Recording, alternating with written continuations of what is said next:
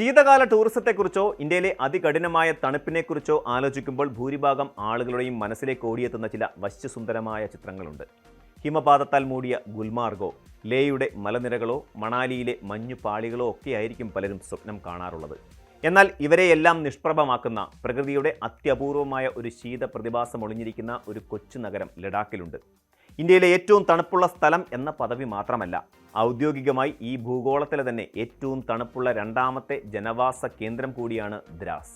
തണുപ്പിന്റെ കാഠിന്യത്തിൽ റഷ്യയിലെ സൈബീരിയൻ പ്രദേശങ്ങളായ വെർഖോയാൻസ്കും അതുപോലെ ഒയ്മിയാക്കോണും മാത്രമാണ് ദ്രാസിന് മുന്നിലുള്ളത്. കഠിനമായ ശീതകാലത്ത് ഇവിടുത്തെ താപനില -60°C വരെ താഴേക്ക് പതിച്ചിട്ടുള്ളതായി രേഖപ്പെടുത്തിയിട്ടുണ്ട്. സാധാരണക്കാരായ മനുഷ്യർക്ക് ഭാവനയിൽ പോലും ചിന്തിക്കാൻ കഴിയാത്തത്രയും മരവിപ്പിക്കുന്ന അന്തരീക്ഷമാണ് ഇവിടുത്തേത്. തുറസായ സ്ഥലത്ത് നിന്നുകൊണ്ട് ഒരു കപ്പ് തിളച്ച വെള്ളം മുകളിലേക്ക് ഒഴുക്കിയാൽ അത് നിലം തൊടുന്നതിന് മുൻപ് തന്നെ വായുവിൽ വെച്ച് മഞ്ഞുപാളിയായി മാറുന്നത്ര കഠിനമാണ് ഇവിടുത്തെ തണുപ്പ്. എന്നിട്ടും ആഗോളതലത്തിൽ ഇത്രയും വലിയൊരു സവിശേഷതയുള്ള ഈ പ്രദേശം ഇന്നും പല സഞ്ചാരികളുടെയും യാത്രാ ഡയറികളിൽ ഇടം പിടിക്കാതെ പോകുന്ന ഒരു വിരോധാഭാസമായി അവശേഷിക്കുകയാണ്. സമുദ്രനിരപ്പിൽ നിന്ന് ഏകദേശം 10,800 അടി ഉയരത്തിൽ ലഡാക്കിലെ കാർഗിൽ ജില്ലയിലാണ് ദ്രാസ് സ്ഥിതി ചെയ്യുന്നത്. തന്ത്രപ്രധാനമായ ശ്രീനഗർ ലേ ദേശീയപാതയിൽ അപകടം നിറഞ്ഞ സോജില ചുരത്തിന്റെ തൊട്ടടുത്തായാണ് ഈ താഴ്വര രൂപപ്പെട്ടിരിക്കുന്നത്. പ്രാദേശിക ഭാഷയിൽ ഈ പ്രദേശത്തെ ഹേം ബാബ്സ് എന്നാണ് വിളിക്കുന്നത്. അതിന്റെ അർത്ഥം മഞ്ഞിന്റെ സ്വന്തം നാട് എന്നാണ്. ദ്രാസ് താഴ്വരയുടെ ഭൂമിശാസ്ത്രപരമായ സവിശേഷതകളാണ് ഇതിനെ ഇത്രയും കഠിനമായ തണുപ്പുള്ള ഒരിടമാക്കി മാറ്റുന്നത്. ഉയർന്ന മലനിരകളാൽ ചുറ്റപ്പെട്ട ഈ താഴ്വരയിലേക്ക് വീശിയടിക്കുന്ന തണുത്ത കാറ്റും ഭൂപ്രകൃതിയുടെ പ്രത്യേകതയും കാരണം ഇവിടെ ഒരു പ്രത്യേക മൈനസ് കാലാവസ്ഥാ വ്യതിയാനം രൂപപ്പെടുന്നു. ഒക്ടോബർ പകുതിയോടെ ആരംഭിക്കുന്ന ശീതകാലം മെയ് മാസം വരെ നീണ്ടു നിൽക്കാറുണ്ട്. ഈ മാസങ്ങളിൽ സാധാരണ രാത്രികളിൽ പോലും താപനില -30 മുതൽ -40°C വരെയായി തുടരും. ഈ സമയങ്ങളിൽ ദ്രാസ് താഴ്വര ലോകത്തിന്റെ മറ്റ് ഭാഗങ്ങളിൽ നിന്ന് പൂർണ്ണമായി ഒറ്റപ്പെടുകയും പ്രകൃതി ഒരു വലിയ വെള്ളപ്പുതപ്പിനുള്ളിലേക്ക് ഒളിക്കുകയും ചെയ്യും. ഇത്രയും കഠിനമായ കാലാവസ്ഥയുള്ള ഒരു പ്രദേശത്ത് മനുഷ്യർ എങ്ങനെ ജീവിക്കുന്നു എന്നത് ഏതൊരു സാധാരണക്കാരനും അത്ഭുതമുളവാക്കുന്ന കാര്യമാണ്. ദ്രാസിലെ തദ്ദേശീയരായ ജനങ്ങളിൽ ഭൂരിഭാഗവും ദർദ്, ബ്രോക്പ എന്നീ ഗോത്ര വിഭാഗങ്ങളിൽപ്പെട്ടവരാണ്.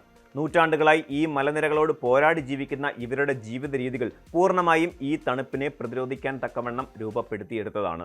ഇവിടുത്തെ വീടുകളുടെ നിർമ്മാണ രീതി തന്നെ ഇതിന് മികച്ച ഉദാഹരണങ്ങളാണ്. കല്ലും മണ്ണും കട്ടിയുള്ള മരത്തടികളും ഉപയോഗിച്ചാണ് ഇവർ വീടുകൾ നിർമ്മിക്കുന്നത്. വീടുകളുടെ ചുവരുകൾക്ക് വലിയ കനമുണ്ടായിരിക്കും, എന്നാൽ ജനാലകൾ വളരെ ചെറുതായിരിക്കും. ഇത് പുറത്തെ മരവിപ്പിക്കുന്ന കാറ്റ് അകത്തേക്ക് കടക്കുന്നത് തടയാനും വീടിനുള്ളിലെ ചൂട് നിലനിർത്താനും സഹായിക്കുന്നു. വസന്തകാലത്തിന്റെ വരവോടെ ഉരുകിത്തീരുന്ന മഞ്ഞിൻ പാളികൾക്കിടയിലൂടെ ദ്രാസ് നദി ഒഴുകാൻ തുടങ്ങുമ്പോൾ മാത്രമാണ് ഇവർക്ക് പുറം ലോകവുമായി കൃത്യമായ സമ്പർക്കം സാധ്യമാകുന്നത്. വളരെ ചുരുങ്ങിയ മാസങ്ങൾ മാത്രം നീണ്ടു നിൽക്കുന്ന വേനൽക്കാലത്ത് ഇവർ കൃഷി ഇറക്കുകയും കന്നുകാലികളെ മേയ്ക്കുകയും ചെയ്യുന്നു. ഈ സമയത്ത് താഴ്വര മുഴുവൻ പച്ചപ്പണിഞ്ഞ് അതീവ സുന്ദരിയാകാറുണ്ട്. വരാനിരിക്കുന്ന കഠിനമായ ശീതകാലത്തെ നേരിടാൻ ആവശ്യമായ വിറക്, ഉണക്ക ഇറച്ചി, ധാന്യങ്ങൾ, പച്ചക്കറികൾ എന്നിവയെല്ലാം ഈ വേനൽക്കാലത്താണ് ഇവർ സംഭരിച്ചു വെക്കുന്നത്. -40°C താപനില താഴുന്ന ശീതകാല രാത്രികളിൽ ദ്രാസിലെ ജനങ്ങൾക്ക് ഭക്ഷണം എന്നത് കേവലം വിശപ്പടക്കാനുള്ള മാർഗം മാത്രമല്ല, മറിച്ച് ശരീരത്തിന് ആവശ്യമായ ഊർജ്ജം ഉൽപ്പാദിപ്പിക്കാനുള്ള പ്രധാന ഇന്ധനമാണ്. ശീതകാലത്ത് ഇവിടുത്തെ വിദ്യാലയങ്ങൾക്കും സർക്കാർ ഓഫീസുകൾക്കും മാസങ്ങളോളം നീളുന്ന അവധി നൽകാറുണ്ട്. ഈ സമയങ്ങളിൽ ജനങ്ങൾ ഭൂരിഭാഗവും വീടുകൾക്കുള്ളിൽ തന്നെ ചെലവഴിക്കുകയാണ് പതിവ്. ശരീരത്തിന്റെ താപനില നിലനിർത്താൻ ഇവർ പരമ്പരാഗതമായി ഉപയോഗിക്കുന്ന ഒരുതരം പാനീയമാണ് ഗുർഗുർ ചായ അഥവാ ബട്ടർ ടീ. ചായ ഇലകളും ഉപ്പും യാക്കിന്റെ പാലും കട്ടിയുള്ള വെണ്ണയും ചേർത്ത് പ്രത്യേക തടിപ്പാത്രങ്ങളിൽ അടിച്ചെടുക്കുന്ന ഈ ചായ തണുപ്പിനെ പ്രതിരോധിക്കാൻ ആവശ്യമായ കൊഴുപ്പും കലോറിയും ശരീരത്തിന് പ്രദാനം ചെയ്യുന്നു. ഇതിനൊപ്പം ഗോതമ്പ് മാവ് പുളിപ്പിച്ച് തയ്യാറാക്കുന്ന ബംബീർ, ടിഗ്മോ തുടങ്ങിയ കട്ടിയുള്ള പരമ്പരാഗത ബ്രെഡുകളും ഇവർ ഭക്ഷണത്തിന്റെ ഭാഗമാക്കുന്നു. കഠിനമായ തണുപ്പ് കാലത്ത് ശരീരത്തിന് ഉള്ളിൽ നിന്ന് ചൂട് നൽകാൻ സഹായിക്കുന്ന സ്കൂ എന്ന പ്രത്യേകതരം സ്റ്റൂവും ഇവരുടെ പ്രിയപ്പെട്ട വിഭവമാണ്.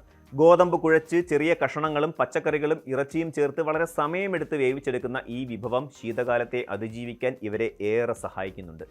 ആഗോളതലത്തിൽ ഇത്രയേറെ സവിശേഷതകളുള്ള ഒരു പ്രദേശമായിരുന്നിട്ടും ദ്രാസ് ഇന്നും വിനോദസഞ്ചാര ഭൂപടത്തിൽ ഒരു പ്രധാന കേന്ദ്രമായി മാറിയിട്ടില്ല എന്നത് വലിയൊരു യാഥാർത്ഥ്യമാണ്.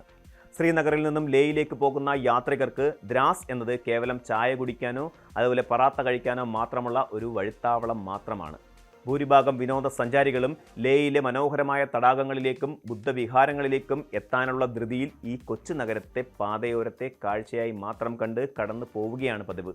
1999 കാർഗിൽ യുദ്ധത്തിൽ ജീവൻ വെടിഞ്ഞ ധീര ജവാന്മാരുടെ സ്മരണയ്ക്കായി നിർമ്മിച്ച കാർഗിൽ യുദ്ധസ്മാരകം കാണാൻ ആളുകൾ ഇവിടെ എത്താറുണ്ടെങ്കിലും ദ്രാസിന്റെ ഉൾനാടൻ ഭംഗിയോ സംസ്കാരമോ ആസ്വദിക്കാൻ ആരും സമയം കണ്ടെത്താറില്ല. മനോഹരമായ മുഷ്കോ താഴ്വരയും ശീതകാലത്ത് പ്രകൃതിദത്തമായ മഞ്ഞുപാളികളിൽ തദ്ദേശീയരായ യുവാക്കൾ കളിക്കുന്ന ഐസ് ഹോക്കിയുമെല്ലാം സഞ്ചാരികൾക്ക് തികച്ചും വ്യത്യസ്തമായ ഒരു അനുഭവം സമ്മാനിക്കാൻ പോന്നവയാണ്.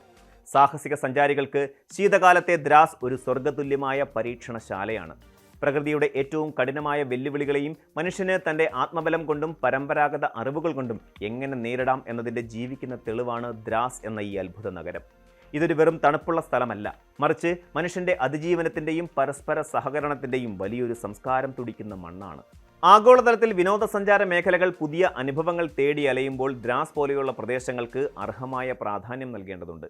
വേഗതയേറിയ യാത്രക്കിടയിൽ വണ്ടി നിർത്തി ഒരു ചായ കുടിക്കുന്നതിനപ്പുറം ഈ മരവിപ്പിലും ഇവിടുത്തെ ജനങ്ങൾ കാത്തുസൂക്ഷിക്കുന്ന ഹൃദയോഷ്മളതയെ അടുത്തറിയാൻ ശ്രമിക്കുമ്പോഴാണ് ഒരു സഞ്ചാരിയുടെ യാത്ര പൂർണ്ണമാകുന്നത്.